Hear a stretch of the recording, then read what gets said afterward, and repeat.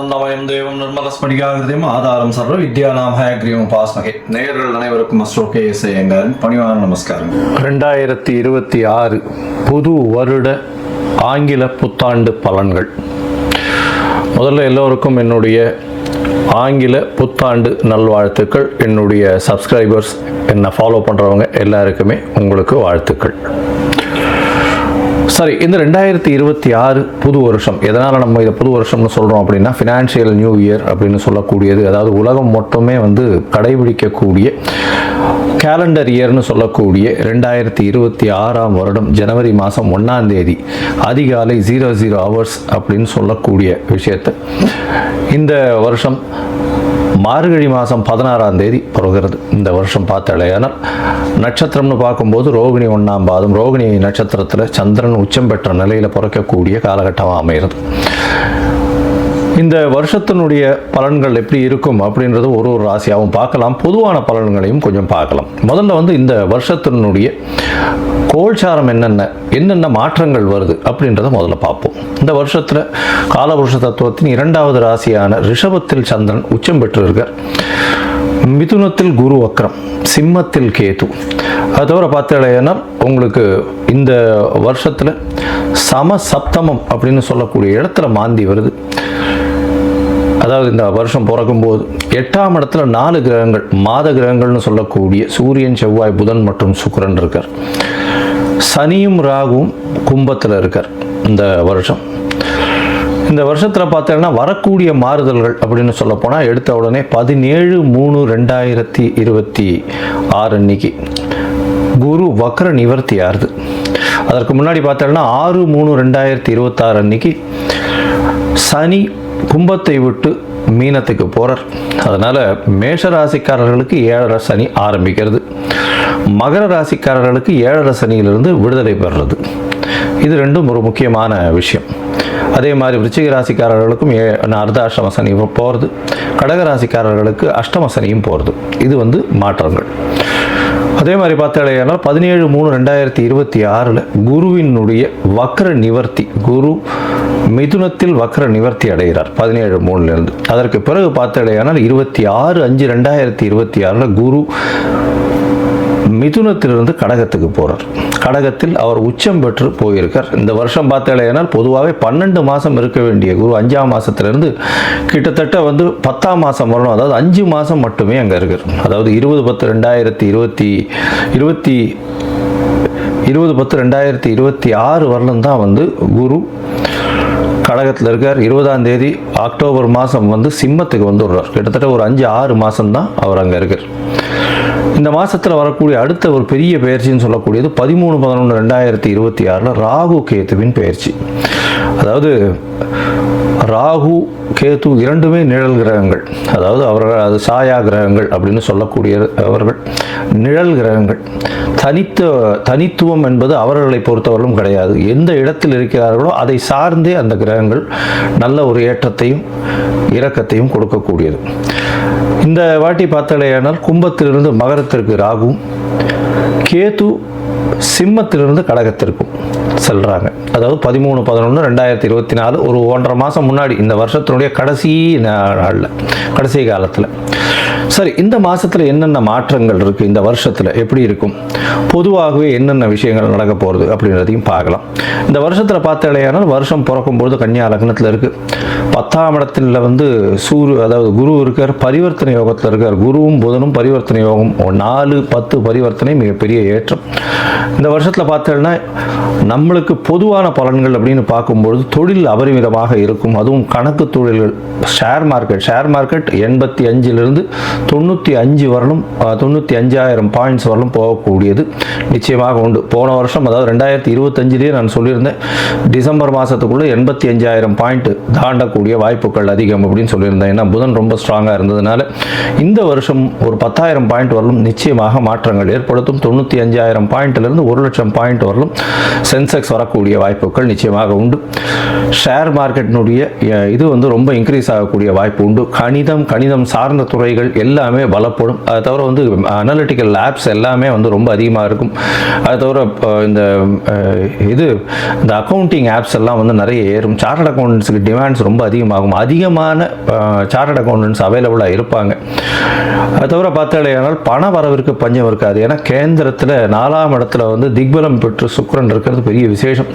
இதன் மூலியமாக ஆட்சியில் இருப்பதாக எடுத்துக்கொள்ளணும். அதனால் வந்து பண வரவிற்கு பஞ்சம் இருக்காது. எடுத்த காரியங்கள் எல்லாமே நிறைவேறும்.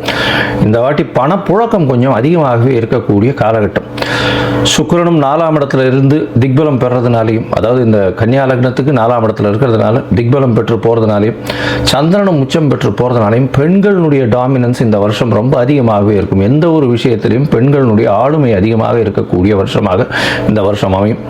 கலைத்துறை, அதை தவிர வந்து பார்த்தோம்னா அழகு துறைகள், ஆடை விளம்பரம், அலங்காரம், இந்த மாதிரியான துறைகள் மிகவும் மேன்மை பெறக்கூடிய வாய்ப்புகள் நிச்சயமாக உண்டு.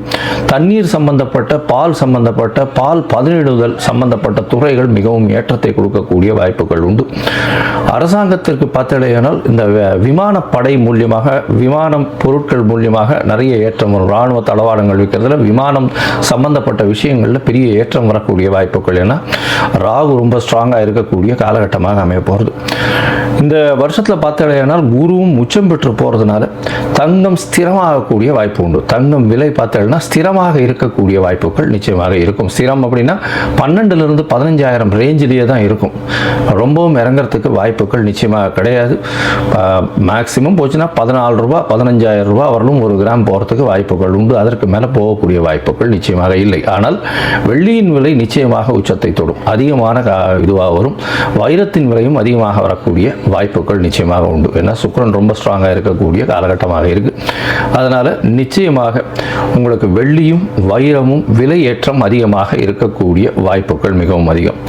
அதை தவிர வந்து பார்த்தாலேயானால் மைனிங் செக்டர், அதாவது வானூர்தி செக்டர், அதை தவிர வந்து ஏரோஸ்பேஸ், ஏரோடைனமிக்ஸ், அதை தவிர ஏவியேஷன், இது எல்லாமே அதிகமாக வளரக்கூடிய வாய்ப்புகள் நிச்சயமாக உண்டு. நெருப்பு சம்பந்தமான பிரச்சனைகள் வரக்கூடிய வாய்ப்புகள் உண்டு. 1-2 நெருப்பு இன்சிடென்ட்ஸ் நடக்கும். மோஸ்ட்லி இந்த வருஷத்தில் ஒரு பெரிய விபத்தை சந்திக்க வேண்டிய காலகட்டமாக நிச்சயமாக வரும். அது தவிர பார்த்தாலேயானால் இந்த வருஷத்தில் என்ன சொல்கிறது, அதாவது இது கீழ்த்தட்டு மக்கள் மூலியமாக சற்று புரட்சிகரமான பிரச்சனைகள் வரக்கூடிய வாய்ப்புகள் உண்டு. அதாவது என்ன சொல்றது, ஒரு எதிர்ப்பு குரல்கள் அரசாங்கத்தை நோக்கி அதிகமாக இருக்கக்கூடிய காலகட்டமாக அமைய போகிறது. ஆனால் மொத்தத்தில் பார்க்கும்பொழுது தண்ணீர் பற்றாக்குறை இருக்காது. அதிகமான மழை பெருக்கம் இருக்கக்கூடிய வாய்ப்புகள் அதிக மழை வர்றதுனால வெள்ளங்கள் அதிகமாக இருக்கும். வெள்ளத்தின் மூலியமாக பயிர்கள் வேஸ்டாக போகக்கூடிய வாய்ப்பு. ஒரு பக்கத்தில் மழை அதிகமாக கொட்டி பழைய பயிர்கள் வேஸ்ட் ஆகக்கூடிய வாய்ப்புகள், அதாவது உணவு தானியங்கள் வேஸ்ட் ஆகக்கூடிய வாய்ப்புகள் உண்டு. இந்தியாவினுடைய ஏற்றுமதி இறக்குமதி சற்று பாதிக்கக்கூடிய வாய்ப்புகள் நிச்சயமாக இருக்கும்.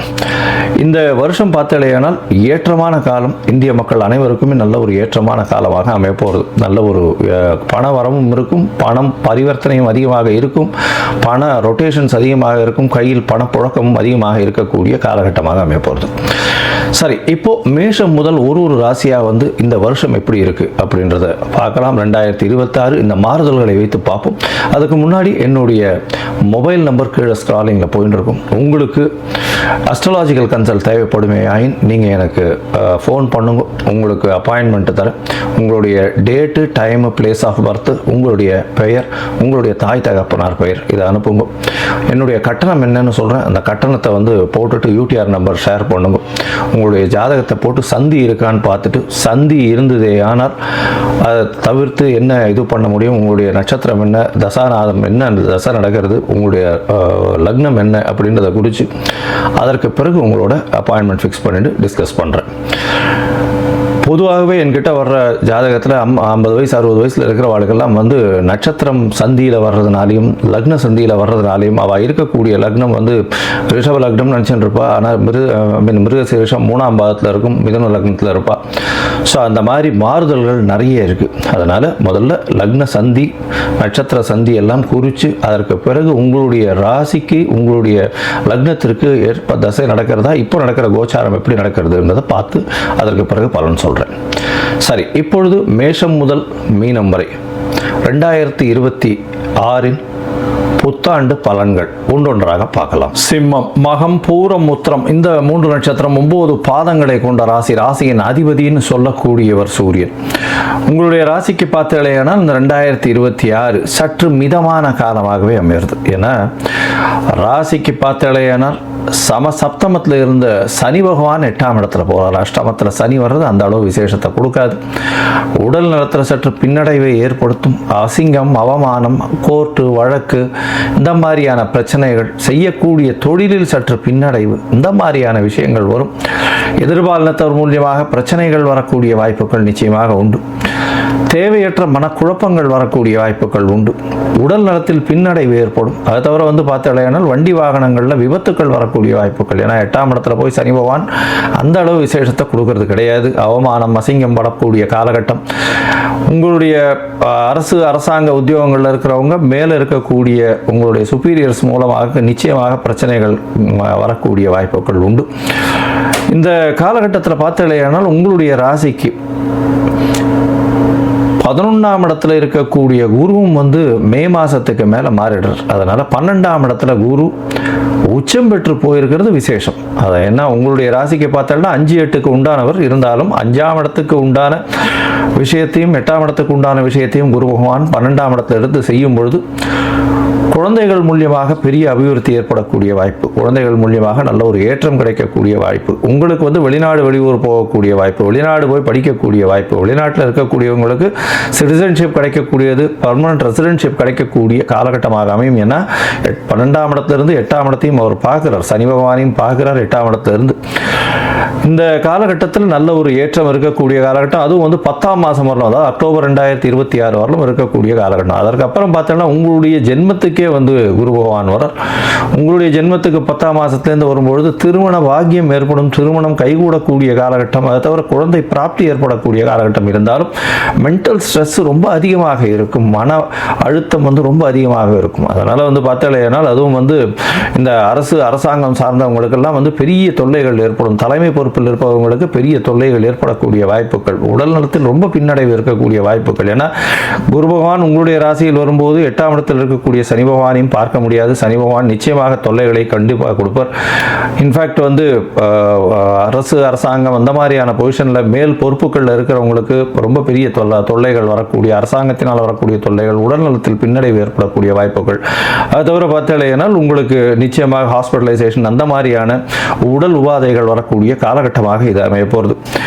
அதனால் ரொம்பவும் எச்சரிக்கையாக இருக்கிறது நல்லது. எதிர்பாலினத்தவரை நம்ப வேண்டாம், ரொம்பவும் ஜாகிரதையாக இருங்க. பார்ட்னர்ஷிப் பிஸ்னஸ்லாம் அதிகமாக இன்வெஸ்ட் பண்ணாதீங்க. புதிய முயற்சிகளை இந்த காலகட்டத்தில் எடுக்கிறது அந்த அளவு விசேஷம் கிடையாது. பொறுமையாக இருக்கிறது நல்லது. எந்த ஒரு போட்டியாக இருந்தாலும் பொறுமையாக கையாள்வது மிகவும் நல்லது. ஏன்னா நிச்சயமாக சில தோல்விகளை சந்திக்க வேண்டிய காலகட்டமாக அமைய போகிறது இந்த வருஷம். ரொம்ப ஜாகிரதையாக இருக்கிறது நல்லது. மொத்தத்தில் பார்க்கும்போது இந்த சிம்மராசிக்காரர்களுக்கு பெரிய ஏற்றம் இருக்கக்கூடிய வாய்ப்புகள் இந்த வருஷத்தில் இல்லை. இருந்தாலும் உங்களுக்கு பார்த்தாலேயானால் குரு பகவான் 12ஆம் இடத்துல உச்சம் பெறும் பொழுது வெளிநாடு வெளியூர் வெளிமாநிலம் சென்று வரக்கூடிய வாய்ப்பு உண்டு. க்ஷேத்ராடனங்கள், அதாவது பூர்வீக உங்களுடைய மூதாதையர்கள் கோவிலுக்கு போயிட்டு வரக்கூடிய வாய்ப்புகள் நிச்சயமாக உண்டு. க்ஷேத்ராடனங்கள், ஸ்தலங்கள், திவ்ய ஸ்தலங்களுக்கு போயிட்டு வரக்கூடிய வாய்ப்புகள் இந்த காலகட்டத்தில் உண்டு. அது தவிர பார்த்தாலேயானால் உங்களுடைய ராசிக்கு, அதாவது உங்களுடைய ராசியின் 4ஆம் இடத்தையும் குரு பகவான் பார்க்கறதுனால புதிதாக வீடு மனை வாங்கக்கூடிய வாய்ப்பும் புதிய கடன் அமையக்கூடிய வாய்ப்பும் இருக்கக்கூடிய காலகட்டமாக அமைய போகிறது. படிக்கக்கூடிய மாணவர்களுக்கு நல்ல ஒரு ஏற்றம் இருக்கும். மென்டல் ஸ்ட்ரெஸ் கொஞ்சம் அதிகமாக இருக்கக்கூடிய காலகட்டம். இருப்பினும் உடல் நலத்தில் ரொம்பவும் கவனமாக இருக்கிறது நல்லது. திருமண பாக்கியம் 10ஆம் மாதத்துக்கு மேலே ஏற்படக்கூடிய வாய்ப்புகள் நிச்சயமாக உண்டு. ஏன்னா குரு பகவான் உங்களுடைய ராசியில் இருக்கும்போது குழந்தை பிராப்தியும் திருமண பாக்கியமும் ஏற்படக்கூடிய வாய்ப்புகள் நிச்சயமாக அமையும். அது தவிர பார்க்கும்பொழுது உங்களுடைய ராசிக்கு 8ஆம் இடத்துல சனி பகவான் இருக்கும்போதும் உங்களுடைய ராசியில் குரு பகவான் இருக்கும்போதும் நிச்சயமாக திருமண வாய்ப்புகள் அதிகமாக இருக்கக்கூடிய காலகட்டமாக அமைய போகிறது. எடுத்த காரியங்கள் சுபமாக முடியும். அந்த காலகட்டத்தில் 10ஆம் மாதத்துக்கு மேலே எடுத்த காரியங்கள் சுபமாக முடியும். அது தவிர தீர்க்கமான சிந்தனைகள் ஏற்படக்கூடிய காலகட்டமாக அமைய போகிறது. இந்த காலகட்டத்தில் பார்த்தீங்கன்னா உங்களுடைய படிக்கக்கூடிய மாணவர்களுக்கு ஏற்றம் இருக்கும். அது தவிர வெளியூர் வெளிமாநிலம் வெளிநாடு போய் சென்று வரக்கூடிய காலகட்டமாக அமைய போகிறது. வேலைக்காக வெளிநாடு போகக்கூடிய பாக்கியம் நிச்சயமாக வரும். வேலை நிமித்தமாக இங்கே இருக்கும் இடத்தை விட்டு, வீட்டை விட்டு, நாட்டை விட்டு பிரிந்து செல்ல வேண்டிய கட்டாயம் வரும். உடல் நலத்தில் ரொம்ப கவனமாக இருக்கிறது நல்லது. கழிவு பாதைகள், கழிவு உபாதைகள் வரக்கூடிய வாய்ப்புகள் நிச்சயமாக உண்டு. அது தவிர பார்த்தீங்கன்னா உங்களுடைய எலும்புகளில் பிரச்சனைகள் வரக்கூடிய வாய்ப்புகள் நிச்சயமாக இருக்கும். இந்த காலகட்டத்தில் பார்த்தீங்கன்னா நீங்கள் சூரிய நாராயணர் கோவில் போயிட்டு வாங்க. அதாவது தஞ்சாவூர் பக்கத்தில் சூரிய நாராயணன் கோவில் இருக்குது, சூரிய பகவானுக்குன்னே உண்டான கோவில். அது தவிர சனீஸ்வரனுக்கு வாரம் போய் அர்ச்சனை பண்ணிட்டு வாங்க. பக்கத்தில் இருக்கக்கூடிய ஆஞ்சநேயர் இல்லைன்னா விநாயகரை போய் சேவிச்சுட்டு வாங்க. சனீஸ்வரன் அந்த நவகிரகங்களில் போய் சனீஸ்வரனை சேவிச்சுட்டு வாங்க. எண்ணெய் தானமாக கொடுங்க. அதாவது நல்லெண்ணெய் புதிய பாத்திரத்தில் அருகில் இருக்கக்கூடிய கோவில் அர்ச்சகருக்கு தானமாக கொடுங்க. உங்களால் என்ன கொடுக்க முடியுமோ அதை கொடுங்க. அது நிச்சயமாக ஒரு நல்ல ஏற்றத்தையும் மாற்றத்தையும் நிச்சயமாக கொடுக்கும். இருப்பினும் சிம்மராசிக்காரர்கள் இந்த வருஷம் கொஞ்சம் பொறுமையாகவே எந்த ஒரு டெசிஷனையோ எந்த ஒரு விஷயத்தையும் கையாள்வது மிகவும் நல்லது.